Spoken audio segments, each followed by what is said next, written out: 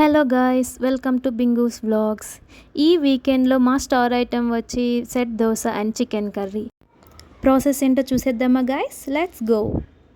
Chicken గ్రేవీకి కావాల్సిన masala items ఏంటో చూసేయండి. ఇప్పుడు మనం ఆనియన్స్ అండ్ టమాటోస్ని పెద్ద పెద్ద ముక్కలుగా కట్ చేసుకుందాం. వీటితో పాటు మన స్పైసెస్ని కూడా తీసుకుందాం. వీటన్నిటిని మనం మిక్సీ జార్లో వేసుకుందాం.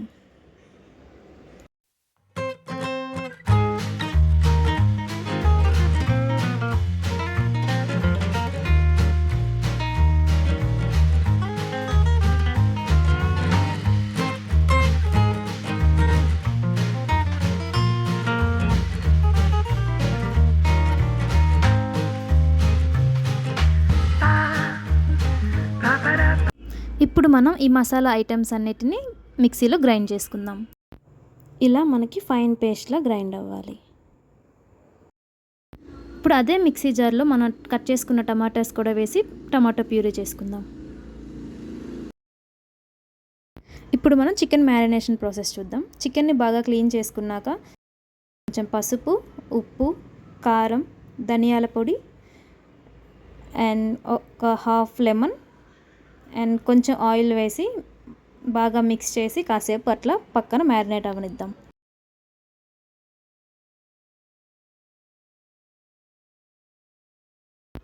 ఒక 10 to 15 మినిట్స్ చికెన్ మ్యారినేట్ అయ్యాక స్టవ్ పై కడాయి పెట్టి కొంచెం ఆయిల్ అండ్ దెన్ కరివేపాకు కొంచెం వేసుకుందాం. కరివేపాకు కొంచెం ఫ్రై అయ్యాక ఆల్రెడీ మనం గ్రైండ్ చేసి పెట్టుకున్న మసాలా పేస్ట్ని వేసి పచ్చివాసన పోయేంత వరకు బాగా మిక్స్ చేసి ఫ్రై చేద్దాం. లైట్గా ఫ్రై అయ్యాక కొంచెం పసుపు వేసి మిక్స్ చేద్దాం. ఒక 2 మినిట్స్ ఫ్రై అయ్యాక 1 టేబుల్ స్పూన్ అల్లం వెల్లుల్లి పేస్ట్ వేసి బాగా మిక్స్ చేసుకుందాం. అల్లం వెల్లుల్లి పేస్ట్ పచ్చివాసన కూడా పోయేంత వరకు ఒక 2-3 మినిట్స్ ఫ్రై అయ్యాక ఆల్రెడీ మనం టమాటా ప్యూరీ రెడీ చేసుకున్నాం కదా, అది కూడా వేసేసి మసాలా అండ్ టమాటా ప్యూరీ బాగా మిక్స్ అయ్యేటట్లు కలుపుకుందాం. ఇప్పుడు కాసేపు మూత పెట్టి 2 మసాలాలు బాగా మిక్స్ అయ్యేటట్టు 2-3 మినిట్స్ అట్లా వదిలేద్దాం. ఇప్పుడు మీరు చూసినట్లయితే ఆయిల్ పైకి తేలి మసాలా అండ్ టమాటా ప్యూరీ పచ్చివాసన పోయి మంచిగా రెడీ అయింది. ఇప్పుడు మనం మ్యారినేట్ చేసుకున్న చికెన్ వేసి బాగా మిక్స్ చేసుకుందాం.